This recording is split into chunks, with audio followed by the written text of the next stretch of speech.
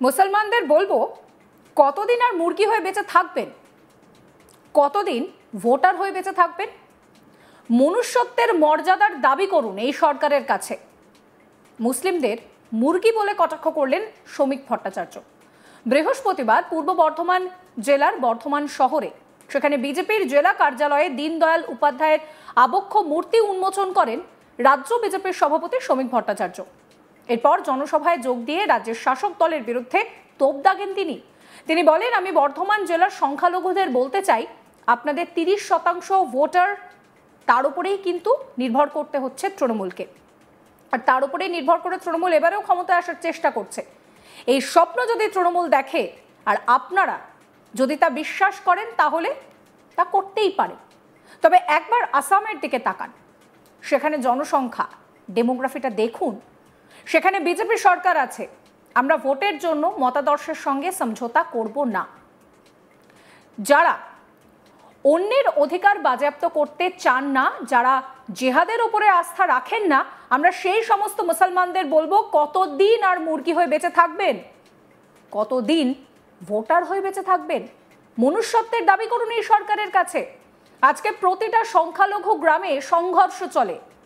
হাসপাতালে গেলে দেখবেন সবচেয়ে অপুষ্টিতে ভোগা রোগী হলেন মুসলমান। শিক্ষায় পিছিয়ে থাকছে কারা? মুসলমান। জেলখানায় সবচেয়ে বেশি অপরাধী কারা? মুসলমান। মমতা ব্যানার্জি তিনি এই বিষয়টাকে রাজনীতির কাজে লাগাচ্ছেন। শোনাবো আপনাদের কি বলছেন বিজেপির রাজ্য সভাপতি শ্রমিক ভট্টাচার্য।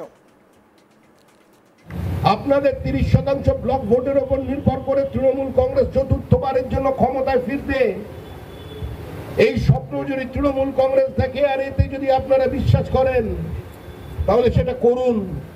কিন্তু একবার আসামের দিকে তাকান, আসামের জনসংখ্যাটা দেখে নিন, আসামের ডেমোগ্রাফি দেখুন, সেখানে বিজেপি ক্ষমতায় আছে। আমরা ভোটের জন্য আত্মবিক্রয় করব না, আমরা ভোটের জন্য মতাদর্শের সঙ্গে কোনো সমঝোতা করব না। কিন্তু সমস্ত মুক্ত মনস্ক বহুত্ববাদী যারা বিশ্বাস করেন, যারা অন্যের অধিকারকে বাজেয়াপ্ত করতে চান না, যারা দারুল হার্ব দারুল ইসলামে বিশ্বাস করেন না, যারা জিহাদের উপরে কোনো আস্থা রাখে না, আমরা সেই মুসলমানদের বলবো, কতদিন আর মুসলমান হয়ে বেঁচে থাকবেন? কতদিন মুরগি হয়ে বেঁচে থাকবেন? কতদিন ভোটার হয়ে বেঁচে থাকবেন? মনুষ্যত্বের মর্যাদার দাবি করুন এই সরকারের কাছে। আজকে প্রত্যেকটি সংখ্যালঘু গ্রামে সংঘর্ষ চলেছে। হসপিটালে যান, সবচেয়ে বেশি সংখ্যক অপুষ্টিতে ভোগা মানুষের নাম কি, পরিচয় কি? মুসলমান।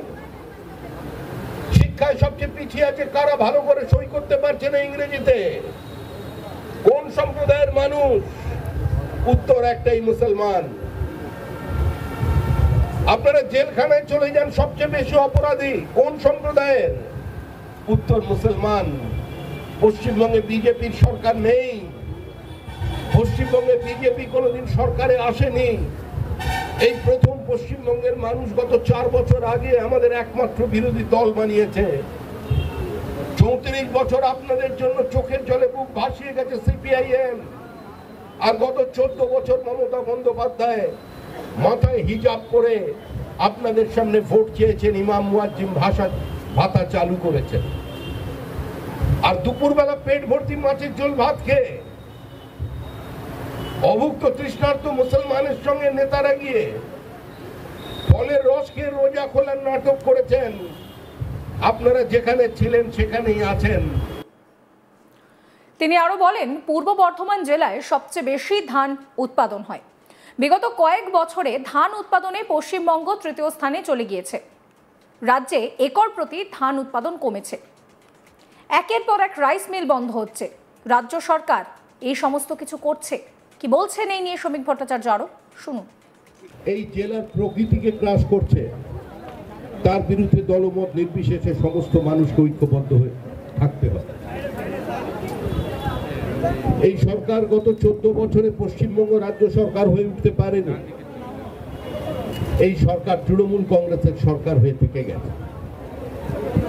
বিশ্ববিদ্যালয়ের 2 কোটি টাকার মতো ফিক্সড ডিপোজিট লুট, এই জেলার ধানের উৎপাদন কমে যাওয়া, একটার পর একটা নালা নদী অংশকে ধ্বংস করে দেওয়া, ইললিগাল স্যান্ড মাইনিং, আলু চাষিদের হত্যার দিকে ঠেলে দেওয়া, আলু চাষকে ধ্বংস করা, কোল্ড স্টোরেজের জমি বিক্রি করে আজকে সেটা চলে যাচ্ছে আবাসন ব্যবসাদারদের হাতে। রাইস মিল বন্ধ হবার প্রতিযোগিতা শুরু হয়ে গেছে গোটা জেলা জুড়ে। একদিকে রাইস মিল বন্ধ হয়ে যাওয়াকে নিয়ে যেরকম শ্রমিক ভট্টাচার্য তিনি রাজ্যের শাসক দল তৃণমূল কংগ্রেসকে কটাক্ষ করলেন, অন্যদিকে বিজেপিকে যেটা বলা হয় যে বিজেপি হিন্দুত্ববাদের দল, এই তকমাটাকে কিন্তু শ্রমিক ভট্টাচার্য যেদিন থেকে তিনি রাজ্য সভাপতি হয়েছেন সেদিন থেকেই তিনি এই ট্যাগ লাইনটা চেঞ্জ করার চেষ্টা করছেন। তিনি পরিষ্কার যখন দায়িত্ব নিয়েছিলেন তখন তিনি বলেছিলেন যে তাকে তারা মুসলমান সম্প্রদায়ের তরফ থেকে ফোন করা হয়েছে, তারা সমর্থনের কথা বলছেন এবং এরপর তিনি পরিষ্কার মুসলমানদের উদ্দেশ্যে বলছেন যে আর কতদিন মুরগি হয়ে বেঁচে থাকবেন, আর কতদিন ভোটার হয়ে বেঁচে থাকবেন। কারণ বিজেপি এর আগেও এই একই ইস্যুতে তোপ দেখেছে যে মমতার সরকারের যে মূল ভোট ব্যাংক সেটা সংখ্যালঘু ভোট ব্যাংক। তিনি এবার মুসলমানদের উদ্দেশ্যে বলছেন যে আপনারা আপনাদের ক্ষমতা চান। তিনি পরিষ্কার একটা পরিসংখ্যান দেখাচ্ছেন, বলছেন জেলে বেশি কয়েদি যারা রয়েছেন তারা কারা? তারা মুসলিম সম্প্রদায়। শিক্ষার দিক থেকে পিছিয়ে কারা? তারাও মুসলিম সম্প্রদায়। শুনুন কি কি বলছেন শ্রমিক ভট্টাচার্য। আপনাদের 30% ব্লক ভোটের উপর নির্ভর করে তৃণমূল কংগ্রেস চতুর্থবারের জন্য ক্ষমতায় ফিরবে, এই স্বপ্ন যদি তৃণমূল কংগ্রেস দেখে আর এতে যদি আপনারা বিশ্বাস করেন তাহলে সেটা করুন। কিন্তু একবার আসামের দিকে তাকান, আসামের জনসংখ্যাটা দেখে নিন, আসামের ডেমোগ্রাফি দেখুন, সেখানে বিজেপি ক্ষমতায় আছে।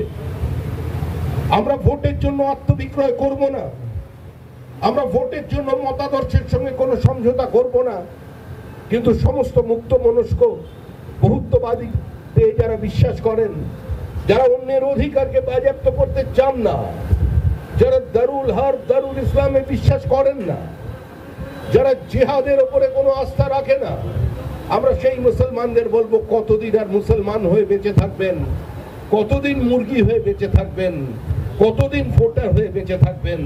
মনুষ্যত্বের মর্যাদা দাবি করুন এই সরকারের কাছে। আজকে প্রত্যেকটি সংখ্যালঘু গ্রামে সংঘর্ষ চলেছে। হসপিটালে যান, সবচেয়ে বেশি সংখ্যক অপুষ্টিতে ভোগা মানুষের নাম কি, পরিচয় কি? মুসলমান। শিক্ষায় সবচেয়ে পিছিয়ে আছে কারা? ভালো করে সই করতে পারছে না ইংরেজিতে। কোন সম্প্রদায়ের মানুষ? এই ভিডিও সম্পর্কে আপনাদের মতামত জানাবেন। সমস্ত খবরের আপডেটের জন্য চ্যানেলটিকে সাবস্ক্রাইব করবেন, নোটিফিকেশন পেতে বেল আইকনে ক্লিক করবেন, ফলো করতে ভুলবেন না আজ তাক বাংলার হোয়াটসঅ্যাপ চ্যানেলও।